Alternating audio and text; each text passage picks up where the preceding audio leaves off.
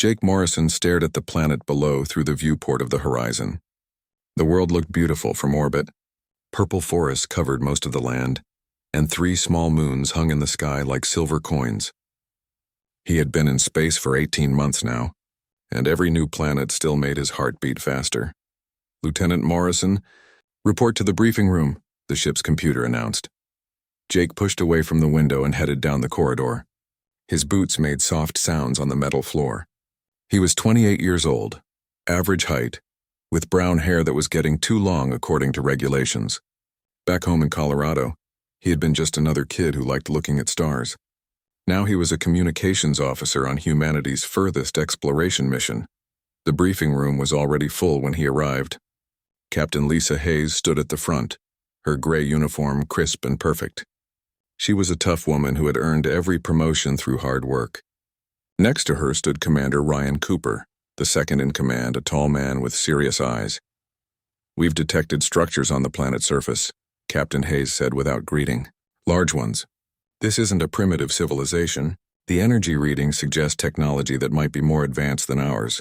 Jake felt his stomach tighten. First contact protocols were clear, but nothing really prepared you for meeting aliens. Humanity had found ruins on 3 other worlds, but never living aliens. Never a working civilization. "We're sending down an away team," the captain continued. "Commander Cooper will lead. Morrison, you're going as communications officer. Foster will handle security. Dr. Grant, we need your expertise on alien biology." Megan Foster nodded sharply. She was a security officer who could outshoot anyone on the ship. Dr. Peter Grant was older, maybe 50, with kind eyes and a gentle smile that made everyone trust him. 2 hours later, Jake stood in the shuttle bay checking his equipment for the 3rd time. His translation device was working perfectly. His communicator had a strong signal to the ship.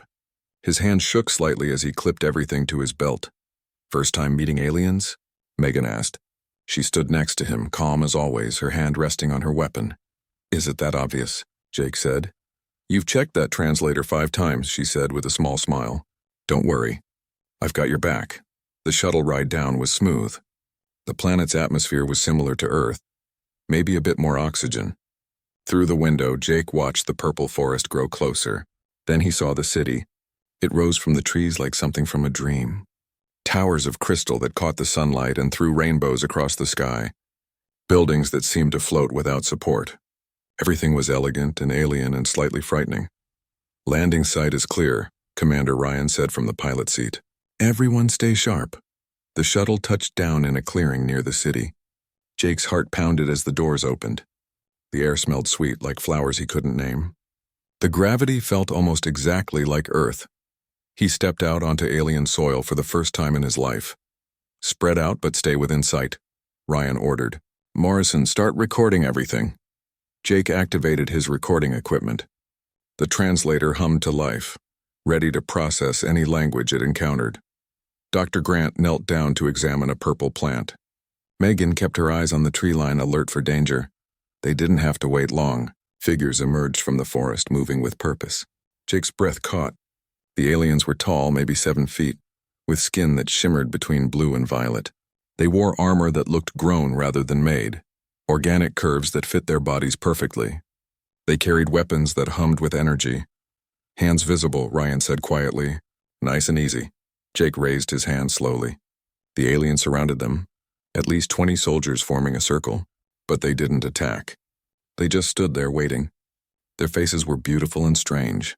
Large eyes, no nose that Jake could see, mouths that were almost human. They watched the humans with expressions Jake couldn't read. Then the forest seemed to part. More aliens emerged, these ones wearing robes instead of armor. They carried staffs that glowed with soft light. And behind them came someone who could only be royalty. She was taller than the others, her skin a deeper shade of blue. She wore a crown made of crystal that seemed to grow from her head like ice. Her robes flowed around her like water. The translator picked up sounds. The aliens were speaking, but the device was struggling to understand. It had never heard this language before. It needed time to learn. The royal alien walked forward with confidence. Her eyes moved across the human team, studying each face. Jake stood still, trying not to look threatening. This was it, first contact, the moment that would define humanity's relationship with this species. The alien's eyes locked onto Jake. He felt pinned by her gaze. Something changed in her expression. Her eyes went wide. Her mouth opened slightly. She took a step back, then forward again. Her hands began to shake. Then she did something Jake would never forget. This being, this Empress who commanded respect and fear from everyone around her, dropped to one knee, her head bowed. One hand pressed to her chest in what might have been a salute or a prayer. Jake stood frozen. His mind couldn't process what was happening. Around the Empress, every single alien followed her lead. Soldiers, priests, servants, all of them kneeling. The only sounds were the wind in the trees and Jake's own heartbeat thundering in his ears. What just happened? Megan whispered. I have no idea, Ryan said quietly. His hand hovered near his weapon, but he didn't draw it. The Empress spoke. Her voice was musical, rising and falling in patterns that seemed important. The translator caught fragments, pieces of words it was starting to understand. Prophesied. Marked one. The cycle ends. First light. Jake wanted to say something, but his voice wouldn't work. He looked at Ryan, hoping for orders, for guidance, for anything. Ryan looked just as confused as he felt. The Empress raised her head slightly. Her eyes met Jake's again. There were tears on her face, or something like tears. Clear liquid that caught the sunlight. She spoke again, and this time the translator managed a few complete sentences. You have come. After 10,000 years, you have finally come. We have waited so long. I think there's been a mistake, Jake finally managed to say. His voice sounded weak and small. I'm just a communications officer. I'm nobody important. But the Empress shook her head. She spoke rapidly, and the translator worked hard to keep up. No mistake. The signs are clear. The prophecy described you perfectly. You carry the mark of the architects in your very soul.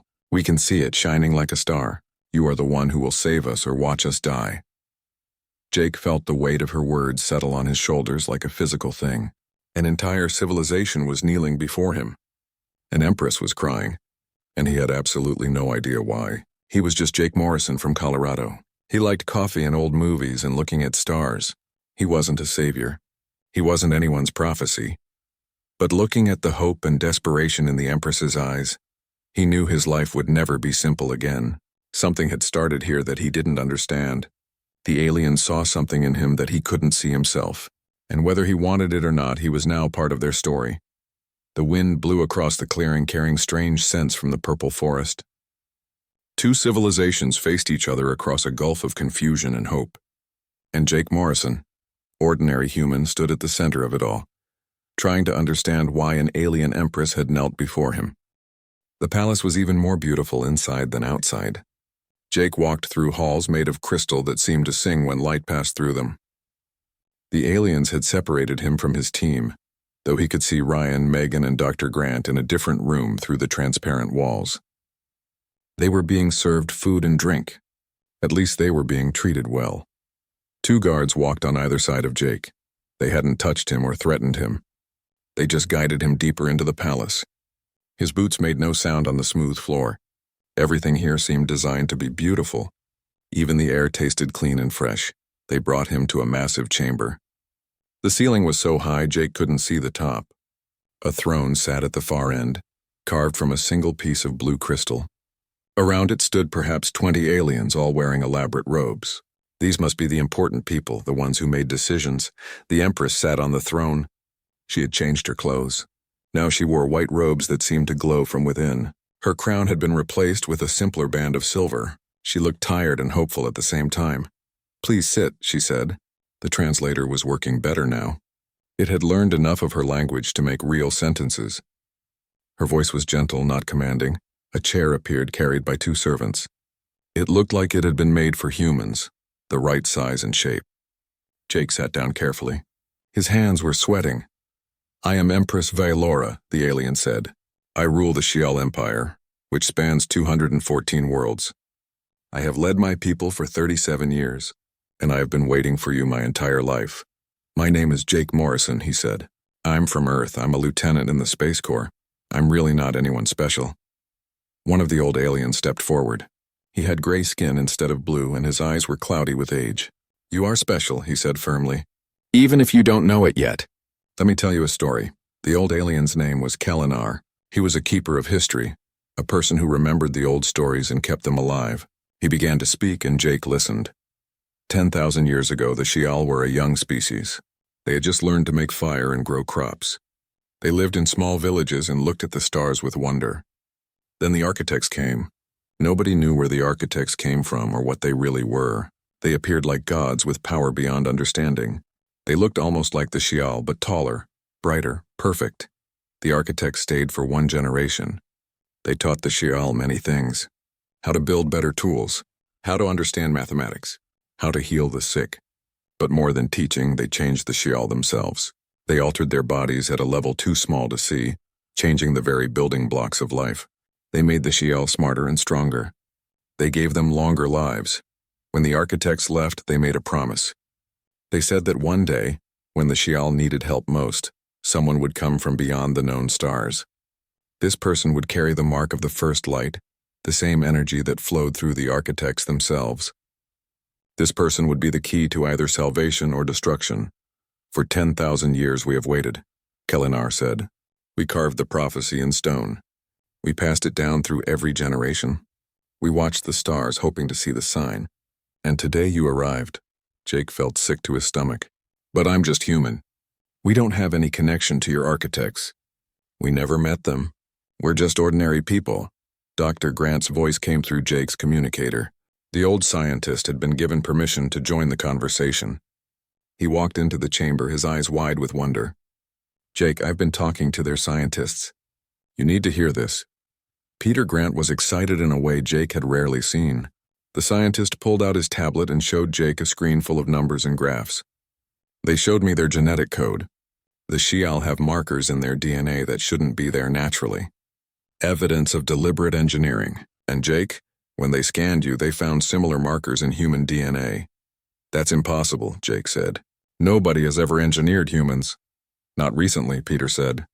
But there are sequences in human DNA that scientists have never understood. We call it junk DNA because we can't figure out what it does. What if it's not junk? What if someone put it there a very long time ago? Empress Valora leaned forward. When I look at you, I see something my people have trained themselves to recognize for 10,000 years. Your body produces energy in a specific pattern. It's not something you can fake or copy. It matches the descriptions from the ancient texts perfectly. But why me specifically? Jake asked. If all humans have this marker, why did you kneel to me and not my whole team? Kelinar answered. The prophecy was very specific. It described not just the mark, but the exact pattern it would make. Like a fingerprint that only one person would have. Your pattern matches perfectly. The others on your team have similar marks, but not the exact one we were told to look for. Jake put his head in his hands. This was too much. He was supposed to be exploring new worlds and sending reports back to Earth. He wasn't supposed to be anyone's chosen savior. There's more you need to know, the Empress said quietly. Her voice was heavy with sadness. My people are dying. We have been dying for decades, and nothing we do can stop it. She explained the void sickness. It had started 40 years ago on the outer colonies. People began to feel weak. Their skin lost its shimmer. They stopped eating, stopped sleeping. Within months, they were dead. Not really dead, but close enough. Their bodies lived, but everything that made them themselves was gone. They became empty shells. At first, it was rare. A few cases a year. The Shial doctors thought it was a local disease. But it spread. Now every world in the Empire had cases. Thousands died every month. Millions had been lost already. And worse, the Shial were having fewer and fewer children. The species itself was fading. We have tried everything, Valora said. Tears ran down her face again. Our best scientists, our greatest doctors, our most powerful priests. Nothing works. The void sickness continues to spread. In another century, maybe less, the Shial Empire will be empty. Our cities will stand abandoned. Our children will never be born. Jake felt his chest tighten. This was real. These weren't just aliens in a story. They were people dying, desperate, placing all their hope on a prophecy from 10,000 years ago, and that prophecy pointed to him. According to the ancient texts, Kelinar said, only the marked one can lead us to the cure. You carry something we lost long ago, something the architects gave humanity but took from us. We don't know what it is, but the prophecy says you will know how to help us even if you don't realize it yet. I don't know anything about curing diseases, Jake said. I'm a communications officer. I can fix a radio and translate languages. That's all? Perhaps, the Empress said. But you're here. After 10,000 years of waiting, you're finally here. That must mean something. Dr. Grant was looking at his tablet again. Jake, I think I might understand part of it. The Shial modifications gave them incredible abilities. Longer life, better minds, stronger bodies. But every modification comes with a cost. Maybe they became dependent on something. And humans were not as advanced in some ways, but we're incredibly adaptable. We survive in almost any environment. We overcome problems in ways other species don't expect. So I'm supposed to save them by being adaptable? Jake said. He heard how bitter his voice sounded. Maybe, Peter said. Or maybe you're supposed to help them see a solution they can't see themselves because they think too differently from us. Jake looked at Empress Valora. She was powerful enough to command 200 worlds. She had probably made decisions that affected trillions of lives. But right now she looked small and afraid. When I saw you, she said quietly, I felt hope for the first time in years. I know it's not fair to put this burden on you. I know you didn't ask for it. But my people are dying and I will do anything to save them. Even kneel before a stranger. Even beg. Jake took a deep breath. He thought about his family back on Earth. His mom who worried every time he went on a mission. His dad who was so proud that his son was exploring the stars. His little sister who wanted to be an astronaut too. What would they want him to do? He thought about the Shial people he had seen. The soldiers who knelt. The servants who watched with hope. The old historian who had waited his entire life for this moment. They were different from humans, but they felt pain and fear just the same. I'll help, Jake said. The words came out before he could stop them. I don't know how. I don't know if I can actually do anything, but I'll try. The Empress closed her eyes. Relief washed over her face. Thank you, she whispered. But I need my team, Jake continued. And I need to contact my ship. Captain Hayes needs to know what's happening, and I need access to all your research. Everything you know about the void sickness, everything about the architects, all of it. Done, Valora said immediately. You will have anything you need. My Empire's resources are yours. Jake nodded. He felt like he was standing at the edge of a cliff. One wrong step and he would fall, taking an entire civilization with him. But he couldn't just walk away, not now. Not after seeing the hope in their eyes. Then let's get to work, he said. 3 weeks had passed since Jake made his promise. The palace had become his new home, though he still thought of the horizon as where he really belonged. Captain Hayes had established communication with Earth, and Jake's face was now famous across humanity. News channels called him everything from the prophesied savior to the man who made an empire kneel. He hated all of it. His parents had sent him a message. His mom cried the whole time, worried about him being so far from home with so much responsibility. His dad just said he was proud. His sister told him not to mess it up. Jake watched their message 5 times, missing them more than he thought possible. But there was no time for homesickness. The work consumed him. Every morning, he woke before the sun rose and headed to the research center. It was a building at the edge of the palace complex, full of alien technology that hurt his brain to look at. Screens that floated in the air, computers that responded to thoughts instead of touch, microscopes that could see individual atoms. Dr. Grant worked beside him every day. The old scientist was in heaven. He filled notebook after notebook with observations about Shial biology. Megan stayed close too, officially as security, but really as a friend. She made sure Jake ate and slept even when he wanted to work through the night. Ryan coordinated with Captain Hayes, keeping Earth informed and making sure the diplomatic situation stayed stable. Jake's main partner in research was Kalinar, the old historian.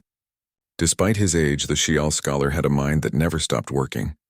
He brought Jake ancient texts, some carved in stone, others stored in crystal memory devices that were older than human civilization. Together they pieced together the story of the architects. They visited hundreds of worlds, Kalinar explained one morning. They sat in a library full of books that glowed with their own light. Every species received a gift. The Shial got intelligence and long life. The Krell on the third moon got strength and resilience. The Mavic in the outer colonies got the ability to survive without water for years. What did humans get? Jake asked. That's what we're trying to understand, Kalinar said. The architects left patterns in your DNA, but the gift isn't obvious like ours. You don't live longer than you should. You're not stronger than your biology suggests. You're not particularly resistant to disease or radiation. Dr. Grant looked up from his microscope. Maybe that's exactly the point. Every other species the architects modified got something specific. One big advantage. But humans were generalists. We're decent at everything, but not amazing at anything. Except one thing. What? Jake asked. Adaptation, Peter said. Humans adapt to anything. We live in deserts and ice caps. We eat food that would poison other species after our bodies adjust to it. We create solutions to problems using whatever we have available. We change our environment to suit us, or we change ourselves to suit the environment. That's our gift. Jake thought about human history. How his ancestors had survived ice ages and droughts. How humanity had gone from caves to spaceships in just a few thousand years. How every time someone said something was impossible, a human found a way to do it anyway. So the architects made us stubborn, he said with a small smile. More than stubborn, Kalinar said. They made you survivors, and maybe that's what we need. The breakthrough came in the 4th week. Jake was studying scans of Shial biology next to scans of human biology. The differences were obvious. The Shial had extra organs humans didn't have. Their cells worked differently. But there were similarities too. The basic building blocks were the same. Both species used DNA to store information. Both needed energy to survive. Look at this, Jake said, pointing to a section of Shial DNA on the screen. This sequence here, it's similar to something in human DNA, but more complex. Peter came over to look. His eyes went wide. That's a regulatory sequence. It controls how energy is processed in cells. The Shial version is incredibly efficient, but it looks like it requires a specific input. What kind of input? Jake asked. Some kind of radiation, Peter said, calling up more data. There are receptors in Shial cells that absorb energy from their sun. Not regular sunlight, but a specific frequency. Their bodies are basically living solar panels, but they need exactly the right kind of light. Kalinar was nodding. Yes, our home star produces a rare type of radiation. When we colonized other worlds, we built generators to replicate it. Every Shial city has these generators. Without them, we feel weak. What happens when the generators fail? Jake asked, though he thought he already knew the answer. They don't fail, Kalinar said. They're maintained constantly. They've run for thousands of years without stopping. They were built by the architects themselves. Jake and Peter looked at each other. When was the first case of void sickness? Peter asked. Kalinar thought for a moment. 42 years ago on the colony world of Trask. Why? Because nothing lasts forever, Jake said. Not even architect technology. Show me the maintenance records for Trask's generators. It took 3 days to get the records. The generators were monitored, but most Shial had stopped paying close attention to them centuries ago. They had always worked, so everyone assumed they always would. The data showed something troubling. The generators on Trask had begun operating at 98% efficiency 45 years ago. Nobody had noticed because 98% seemed good enough. But it's not enough, Dr. Grant said. Your bodies are dependent on that radiation. If you don't get the full amount, you start to starve at a cellular level. The void sickness isn't a disease. It's starvation. Kalinar looked stunned. But we checked the generators. We made sure they were working when the sickness started. You checked if they were working, Jake said. But did you check if they were working perfectly? A 2% drop might seem insignificant, but over years it adds up. And if this is happening on Trask, it's probably happening everywhere. The generators are old. They're breaking down so slowly that nobody noticed. Laura was called to the research center. She arrived within minutes, her robes flowing behind her. Jake explained what they had found. With every word, her expression grew more serious. Can we repair the generators? She asked. We don't know how they work, Kalinar admitted. The architects built them, but they never explained the technology. We've maintained them by following instructions left behind, but we can't actually fix them if something breaks. Then we build new ones, the Empress said. We don't know how, Jake said gently. The technology is beyond both our civilizations. We can't even understand what we're looking at, let alone recreate it. Silence filled the room. Laura closed her eyes. Then we're doomed. If the generators continue to fail, the void sickness will spread until it takes everyone. High people will die, and there's nothing we can do about it. Maybe there is, Jake said. His heart was beating fast. An idea had formed in his mind, but it was radical, dangerous. The kind of thing that might save everyone or destroy everything. What if you didn't need the generators anymore? What do you mean? Valora asked. Jake pulled up the genetic scans. Your bodies need this radiation because the architects modified you to need it. They gave you incredible abilities, but they made you dependent. Humans don't need special radiation. We can survive on almost any world with any kind of star. We adapt. You want to change us, Kelinar said quietly. You want to modify our genetics to be more like humans. Not completely, Jake said quickly.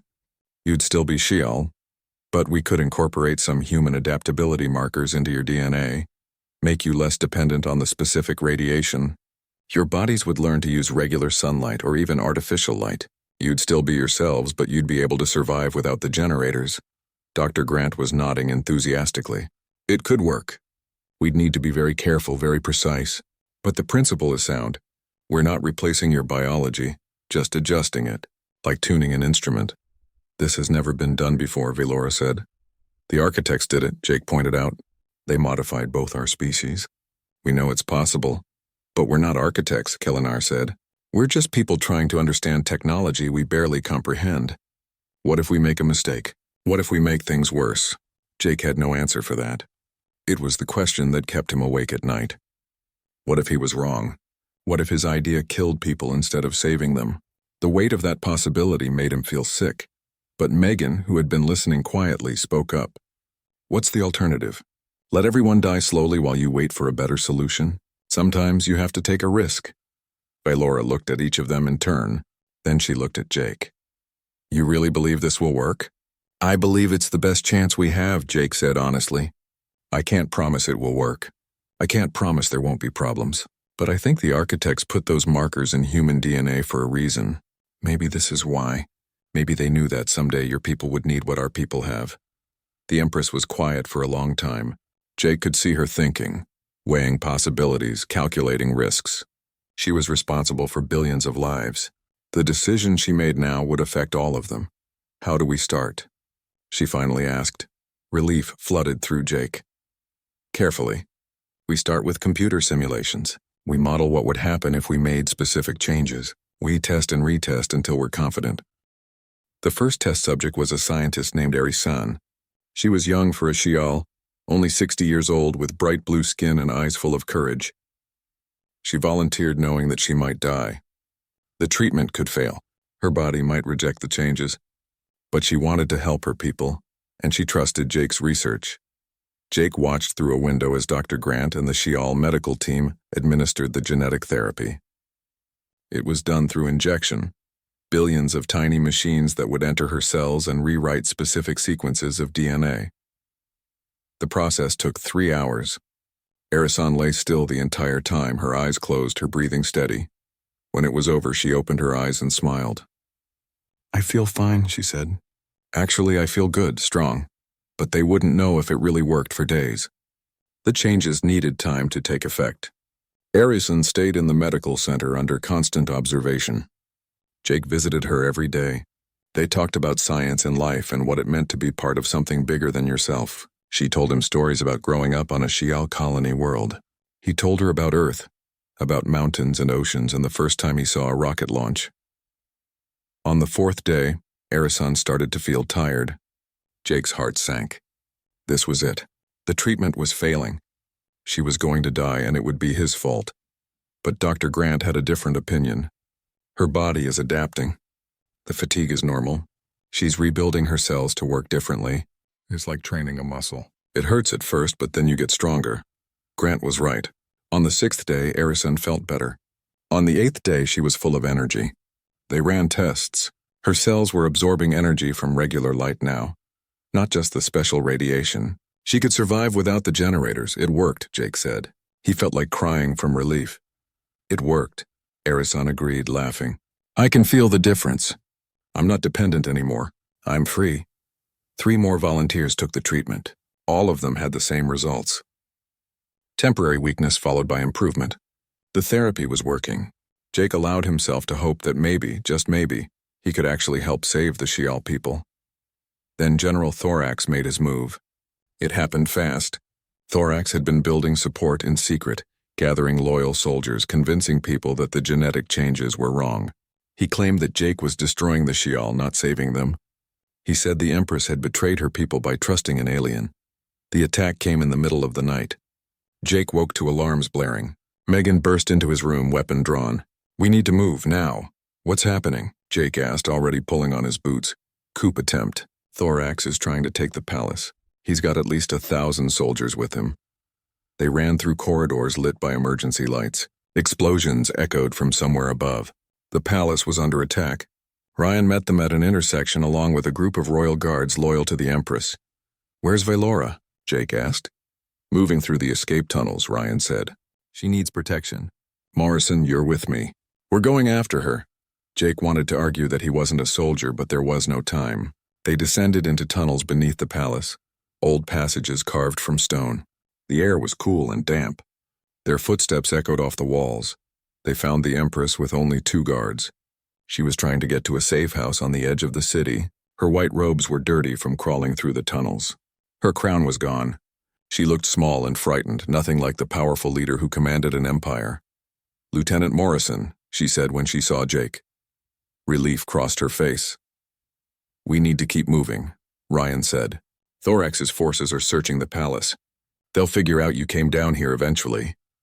They moved through the tunnels as fast as they could. Jake stayed close to Valora, ready to help if she stumbled.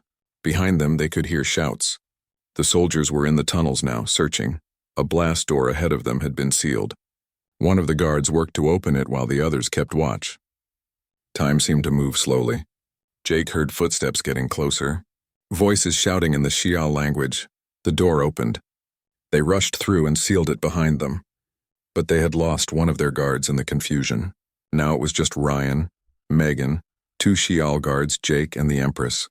They came out of the tunnels into the purple forest outside the city. The night air was cold. 3 moons hung overhead, giving enough light to see by. In the distance, they could see the palace burning. Parts of the crystal structure had shattered. Jake felt sick seeing it. "There's a safe house 3 miles from here," one of the Xiao guards said. "We can make it if we hurry," but Valora stumbled. She was exhausted. She might be Empress, but she was still just a person, and she had been running for hours. Jake caught her before she fell. "I need to rest," she said quietly. "Just for a moment."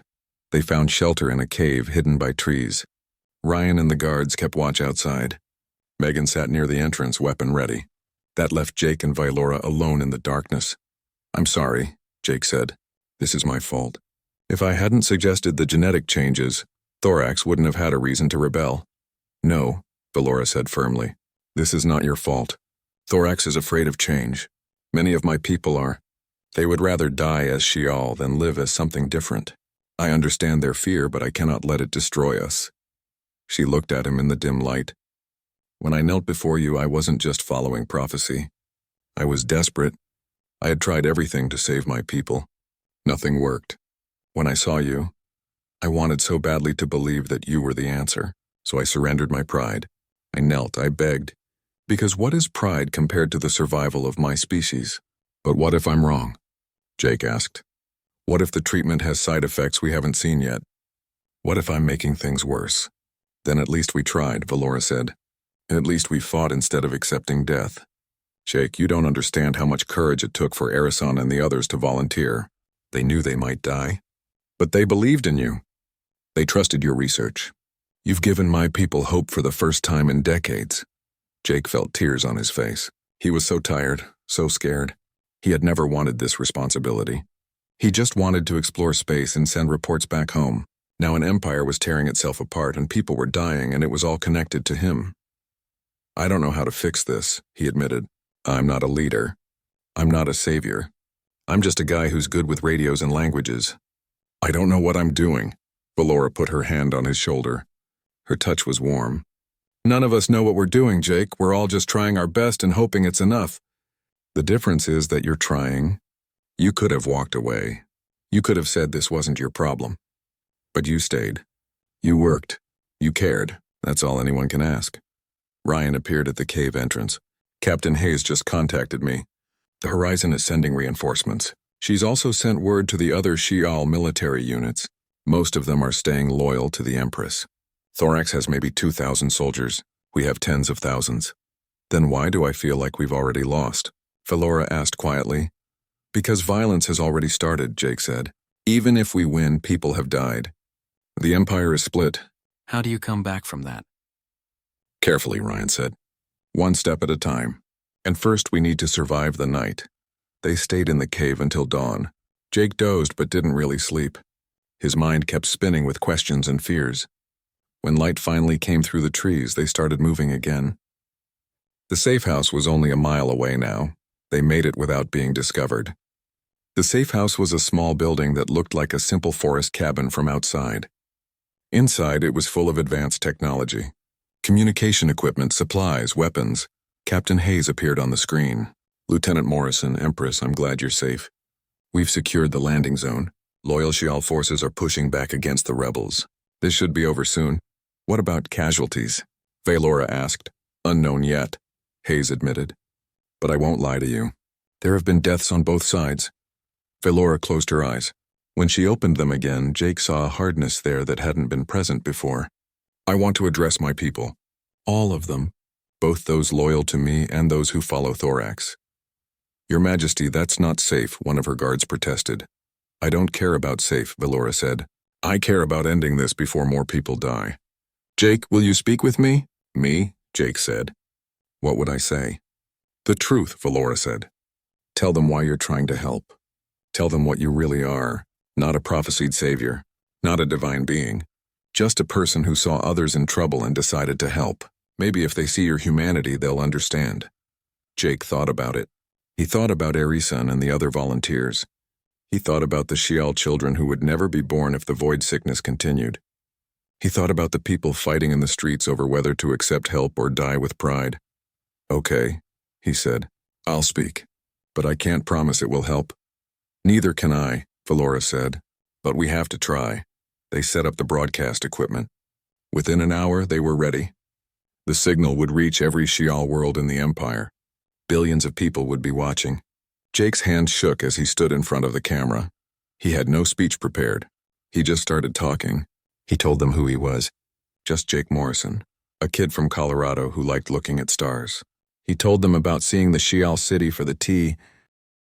The response to Jake's broadcast was not immediate. For 12 hours, nothing changed.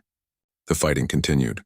Thorax's forces held strong positions in the capital city. Loyal troops surrounded them, but nobody wanted to start a massacre. These were all Shial, brothers and sisters who had turned against each other because of fear. Jake spent those hours pacing in the safe house. He couldn't eat. He couldn't rest. He just walked back and forth wondering if his words had mattered at all. Megan tried to get him to sit down. Ryan assured him that the military situation was under control. But Jake knew that military control wasn't the point. Hearts and minds were what mattered. Then a message came through. It was audio only, marked as coming from inside Thorax's position. The voice was the general himself. Lieutenant Morrison, I watched your broadcast. So did my soldiers. We've been talking. Jake's heart beat faster. He pressed the button to respond. General Thorax. I'm listening. There was a long pause. Jake could hear breathing on the other end like someone gathering courage to speak. I need to talk to you, Thorax said finally. Just you. No weapons, no tricks. Meet me at the fountain in the central square. 1 hour. Ryan immediately shook his head. It's a trap. Has to be. Maybe, Jake said. But maybe not. He could have just kept fighting. Why reach out if he doesn't want to talk? Because he wants to kill you personally, Megan said. Jake, you can't go. But Valora was nodding slowly. He should go. If there's any chance to end this without more bloodshed, we have to take it.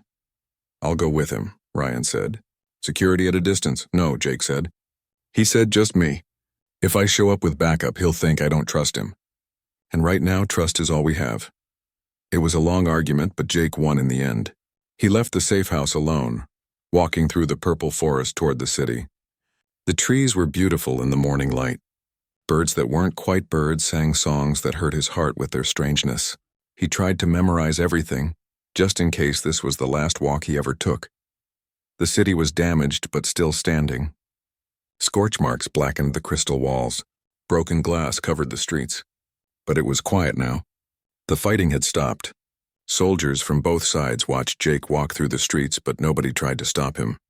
The fountain in the central square was ancient, built by the architects themselves according to legend. Water flowed up instead of down, defying gravity in impossible spirals. It was beautiful and peaceful, a reminder of better times. General Thorax stood by the fountain. He was tall even for a Shial, with dark blue skin and scars that marked him as a veteran of many battles. His armor was dented. His weapon was holstered. He stood alone. Jake approached carefully. His hands were visible, empty of weapons. "General Thorax, thank you for agreeing to talk." "I haven't agreed to anything yet," Thorax said. His voice was rough, tired. "I just wanted to see you up close, to understand what kind of person could convince an Empress to kneel." "I'm nobody special," Jake said. "Just someone trying to help." "That's what bothers me," Thorax said. "If you were special, if you were divine or chosen or magical, I could accept it. But you're just a person, an ordinary person from a species we never knew existed. And somehow you've convinced half my people to change what they are at the most fundamental level. Do you understand how terrifying that is?" Jake thought about it. "Yes, I think I do. Humans nearly destroyed ourselves a dozen times because we were afraid of change, afraid of people who were different, afraid of losing what made us us. Fear is natural, but so is survival. We've survived for 10,000 years without humans," Thorax said. "No," Jake said gently. "You've survived for 10,000 years because of the architect's technology. Technology that's breaking down. You've been lucky, but luck runs out." Thorax was quiet for a long moment. He stared at the fountain. "I lost my daughter to the void sickness 3 years ago. She was only 25 years old. I watched her fade away day by day until there was nothing left but an empty shell. I held her hand and begged her to come back, but she was already gone." Jake felt his chest tighten. "I'm sorry." "Don't be sorry," Thorax said. "Be honest. Will your treatment really work? Or are you just giving us false hope before we all die anyway?" "It works," Jake said. "We've tested it. 4 volunteers have taken it successfully. Their bodies adapted. They're free from the dependency now. But I can't promise there won't be problems we haven't seen yet. Medicine is complicated. Biology is complicated. All I can promise is that we're trying our best." "And if it fails?" Thorax asked. "If people die from the treatment itself, then we learn from the failure and try again," Jake said. "That's how science works.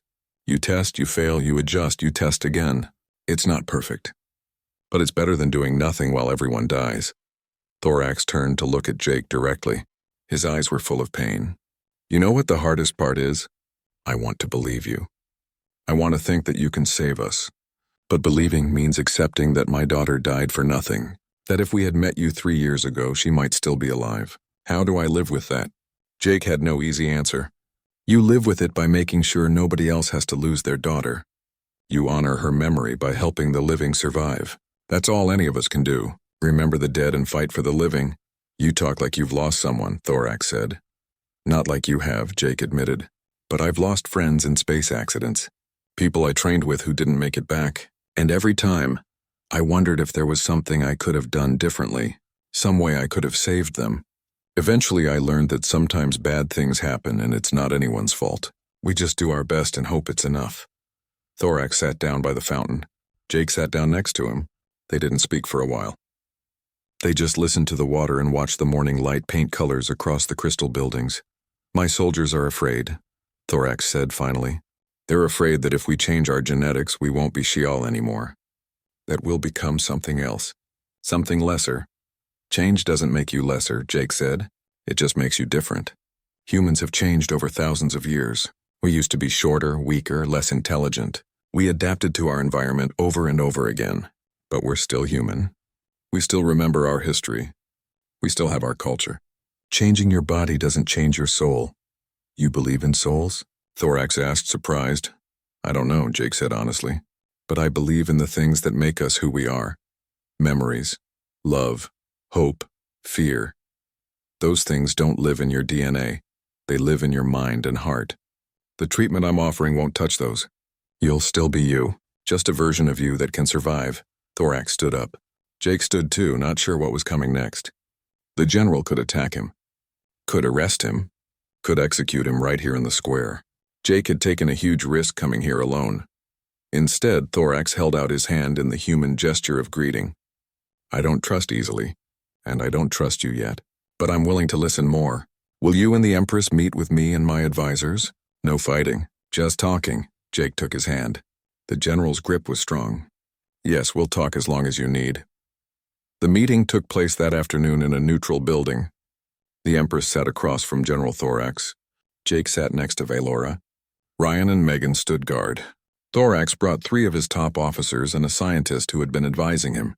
They talked for 6 hours. Thorax asked hard questions. How exactly would the treatment work? What were the risks? Could it be reversed if things went wrong? What would happen to Shi'al culture and traditions? Jake and Dr. Grant answered every question as honestly as they could. They admitted what they didn't know. They showed all their research, hiding nothing. Slowly, Thorax's resistance began to crack.